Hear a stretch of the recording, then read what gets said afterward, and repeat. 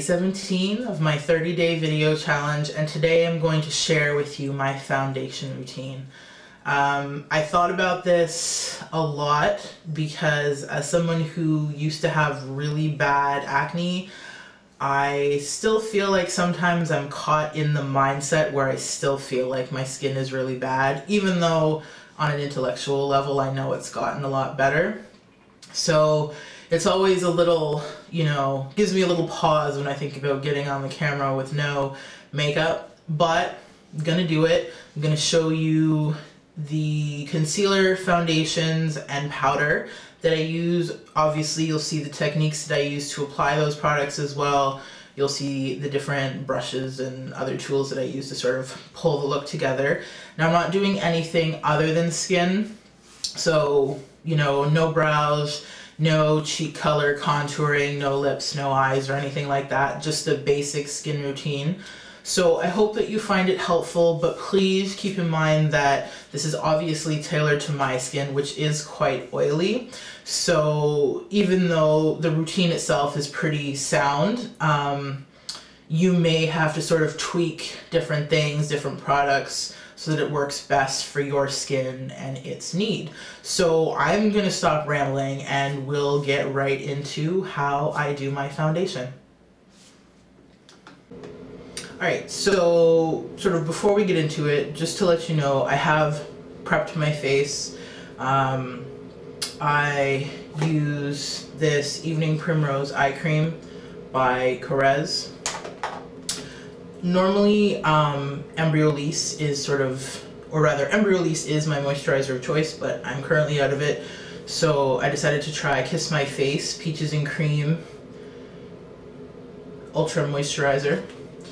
And then some lip balm, Nivea Essentials, and then because I'm going to be doing some makeup later on, I'm also wearing Urban Decay's Primer Potion just on my lids, but essentially the rest of my face is bare. The one thing that I will do, or I would even suggest for people who have an oilier skin, is once you have prepped your face, before you get into your, concealer, foundation, whatever, use either a tissue or some blot film and just sort of go over the areas that tend to be oiliest, and this will pull off any excess product in terms of moisturizer and give you just that really clean surface to work on. So I'm just gonna get started with some under eye concealer.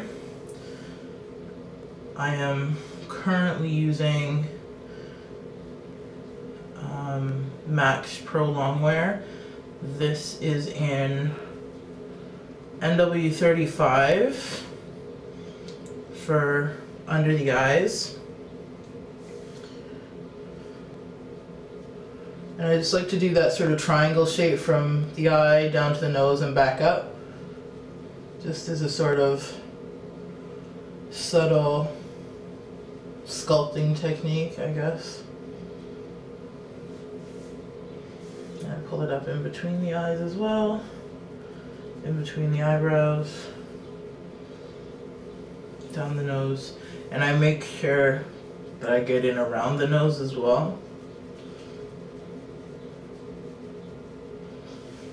And then I actually use a different shade for any blemishes that need to be taken care of.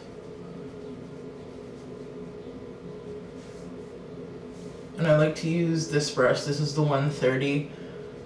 Anything similar really will do. Use a sponge, you can use your fingers, whatever you like. I just find that I use a lot less product when I use this brush. It spreads it around quite nicely.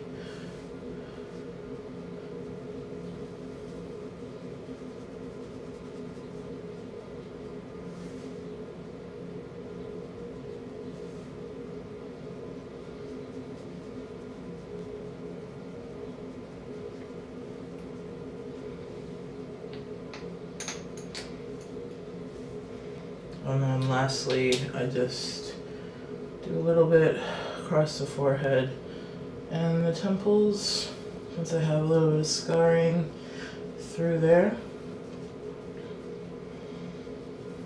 Now that my face is looking appropriately crazy, I actually am mixing foundations right now. I'm using Makeup Forever's HD with Max Face and Body. You want to make sure that you really shake up the face and body. And I just mix it on the back of my hand.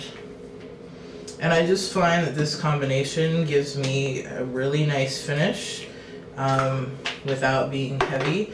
And I just take my metal spatula and mix it up.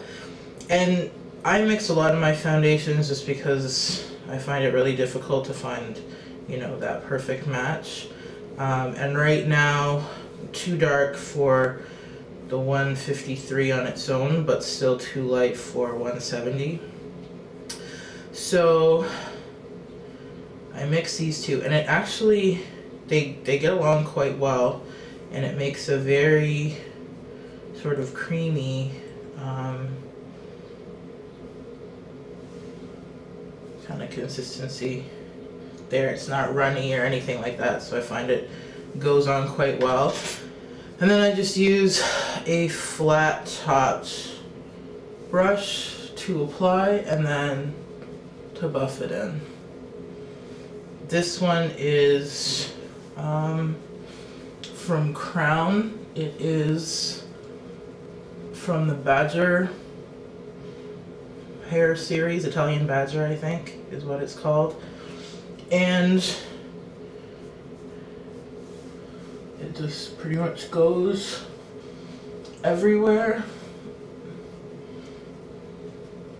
Just paying special attention to buffing and blending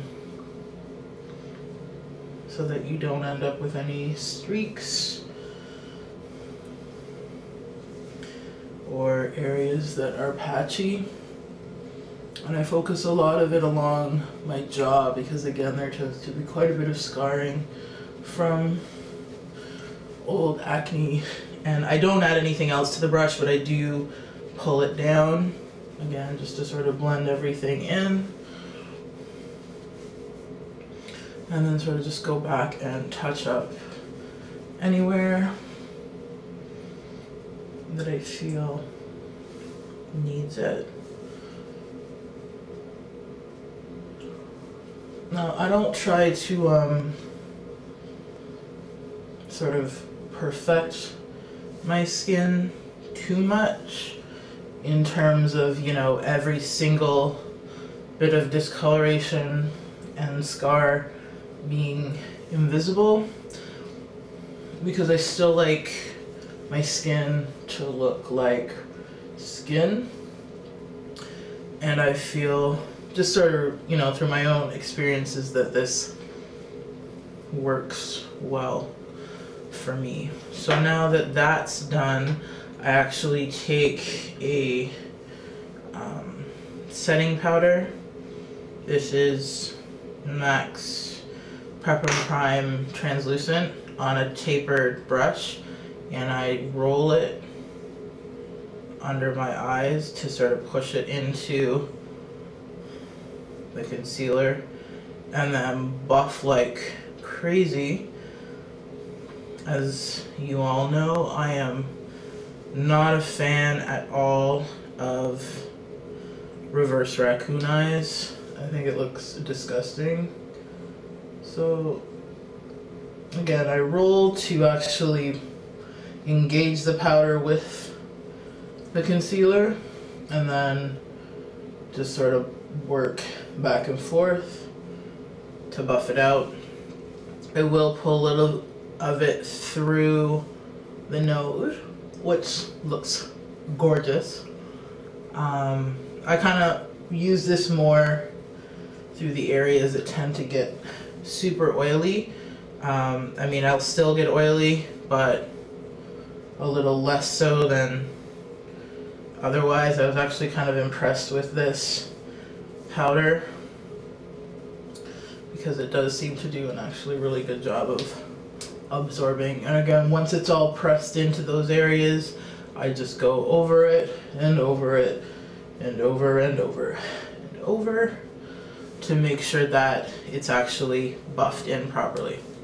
So the last thing that I do is I just take a powder.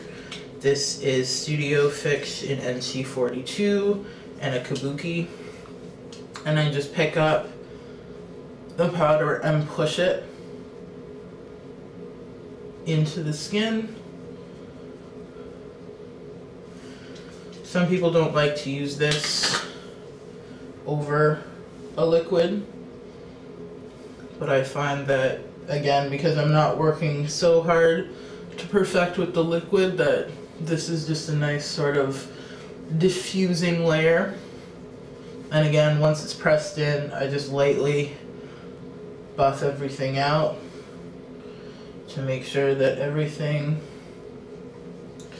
is nicely blended. And then I just take a little bit more, a lot less than the first time, go under the jaw, and then, like so many other things, just blend down the neck to just tie everything together. So I'm not doing anything else in this tutorial. Just brushing through the eyebrows. If there's any, you know, powder or kind of stray foundation, you can get it out with a spoolie. But that's everything that I do sort of when I do want, you know, a good base for foundation. So if you have any questions, please feel free to ask, and I will see you guys tomorrow. Bye.